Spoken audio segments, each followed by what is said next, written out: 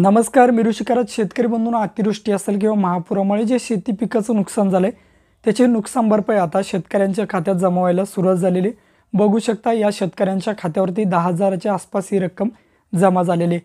आता ही रक्कम जर बघितली तर जे हेक्टरी मर्यादा दिली आहे 18,500 रुपये प्रति हेक्टर 2 हेक्टरच्या मर्यादेमध्ये, त्या दरम्यान ही रक्कम डायरेक्ट अर्धी आहे.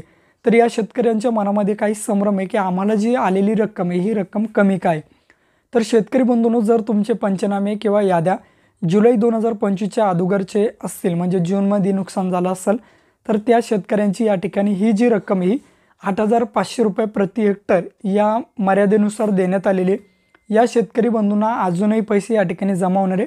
त्यामुळे शेतकरी बंधूंनो, तुम्ही काळजी करण्याचं काम नाही. या ठिकाणी लवकरच तुमच्या खात्यावरती राहिलेली रक्कमसुद्धा दिवाळीपूर्वीच या ठिकाणी जमा केली जाईल.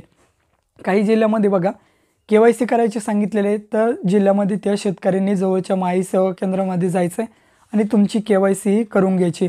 नंतर बघा आता जी रक्कम येणार आहे राहिलेल्या शेतकऱ्यांच्या खात्यावरती ती 18,500 प्रति हेक्टर या दरम्यान येणार आहे. म्हणजेच काय, त्यांना 2 हेक्टरच्या मर्यादेमध्ये 18,500 रुपये या ठिकाणी प्रति हेक्टर दिले जाणार आहे.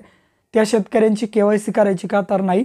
जुलै 2025च्या नंतर जी याद्या प्रसिद्ध केल्या जातील पंचनाम्यासाठी, अतिवृष्टीने नुकसान हो किंवा कोणतेही बाबीने नुकसान झालेले असेल, तर त्या शेतकऱ्यांनी या ठिकाणी ॲग्रिस्टेकच्या पोर्टलच्या माध्यमातून पैसे तुमच्या खात्यावरती जमा होणार आहे. म्हणजे जेवढी तुमची ॲग्रिस्टेक पोर्टलवरती जमीन असेल त्या दरम्यान ही पैसे तुम्हाला जमा होणार आहेत. ॲग्रिस्टेकला जशी तुमची जमीन असेल त्या दरम्यान पैसे येतील. त्यांचे पैसे 18,500 रुपये प्रति हेक्टर या दरानेच येतील. अगोदर ज्या शेतकऱ्यांना, आता या शेतकऱ्यांना कमी पैसे जमा झालेले, तर त्या शेतकऱ्यांनी काळजी करण्याचं काम नाही. दिवाळीपूर्वी सर्व शेतकरी बांधवांच्या खात्यामध्ये ही रक्कम जमा व्हायला सुरुवात होणार आहे. आता KYC करायला काही जिल्ह्यामध्ये सांगितलं आहे. त्यांची जी जुलै 2025च्या अगोदरची यादी असेल त्यांनी KYC करायचे, किंवा ज्यांचं फार्मर कार्ड काढलेलं नसेल त्या शेतकऱ्यांना KYC करावं लागणार. बाकीच्या शेतकऱ्यांना KYC करण्याची गरज नाही. माननीय मुख्यमंत्री साहेब यांनी सांगितलं आहे की KYCची अटी शिथिल करण्यात आली. म्हणजे डायरेक्ट ॲग्रिस्टेक पोर्टलमार्फत या ठिकाणी जशी जमीन असेल त्या पद्धतीने शेतकरी बांधवांच्या खात्यामध्ये पैसे जमा व्हायला सुरुवात होणार आहे.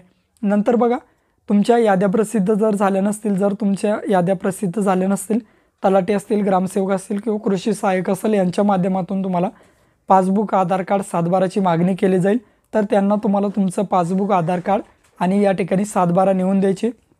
दिल्यानंतर तुमच्या याद्या प्रसिद्ध होतील. आता काही शेतकऱ्यांना जर तुमचे आधार कार्ड, बँक पासबुक मागितले नसतील, तर त्यांच्याकडे अगोदरच तुमचा डाटा असतो. त्यामुळे तुम्हाला तुमचे बँक पासबुक, आधार कार्डही देण्याची गरज नाही.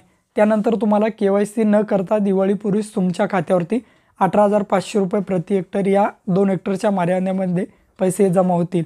अशी अत्यंत महत्त्वपूर्ण अशी अपडेट होती. भेटूया अशाच नवीन अपडेटसह, नवीन माहितीसह. जय हिंद.